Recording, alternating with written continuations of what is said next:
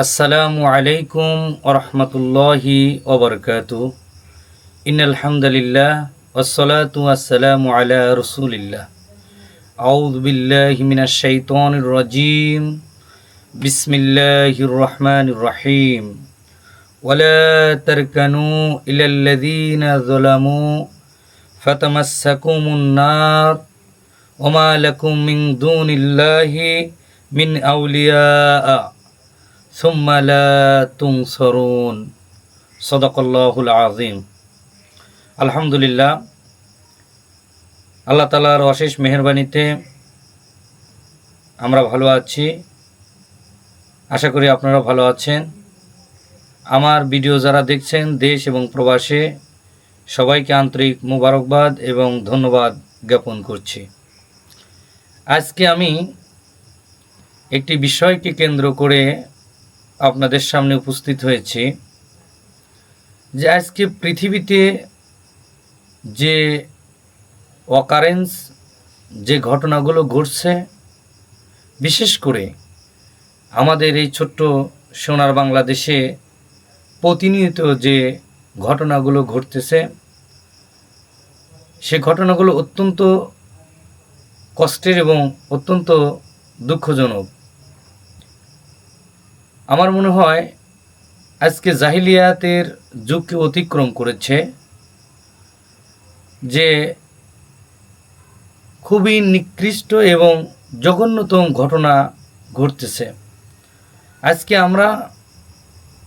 আমাদের পরিস্থিতি এমন হয়েছে যে আমাদের ঈমানকে টিকিয়ে রাখা খুব মুশকিল হয়ে পড়েছে, আমাদের জন্য কঠিন হয়ে পড়েছে।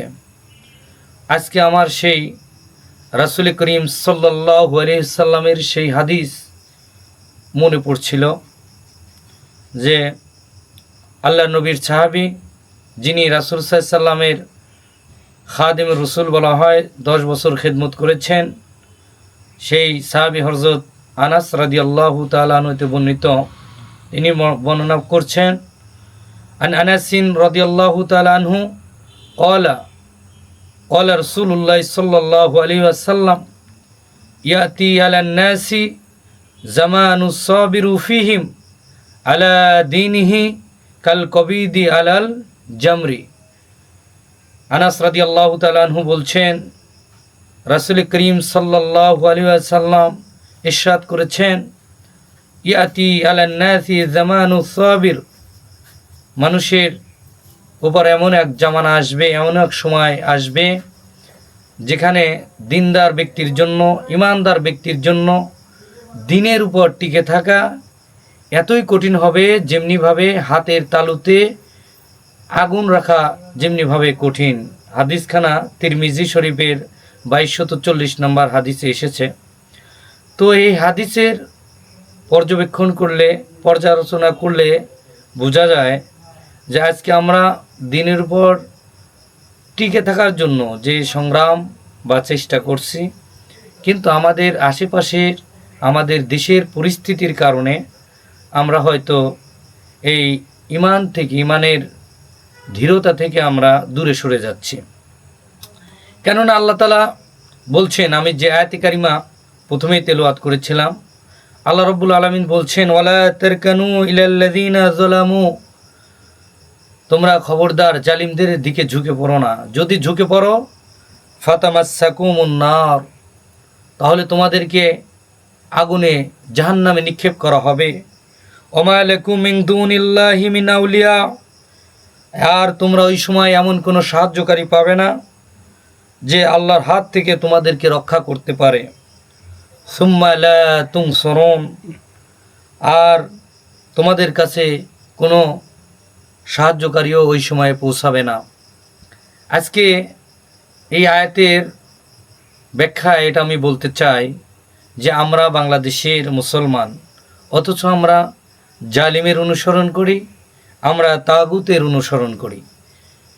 তাহলে যদি আমরা এটা করি, তাহলে আল্লাহ তাআলা যেটা বলছেন আমাদের উপর অবশ্যই গজব, অবশ্যই আমাদের উপর বালা মুসিবত নাজিল করবেন।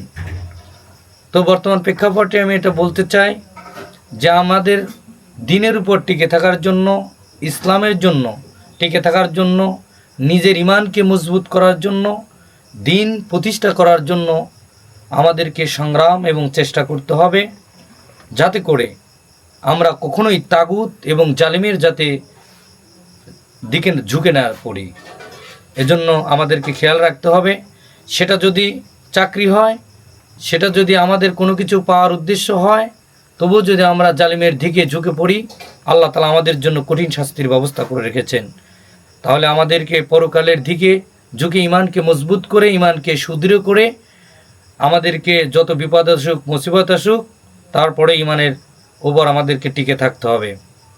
আপনারা যা দেখছেন দেশ এবং প্রবাসে সকল মুসলমানদেরকে কাছে আমার আকুল আবেদন, আপনাদেরকে অনুরোধ করে বলছি, আপনার ইমানকে মজবুত করার জন্য অবশ্যই দ্বীনের সঠিক পথে আপনারা টিকে থাকবেন।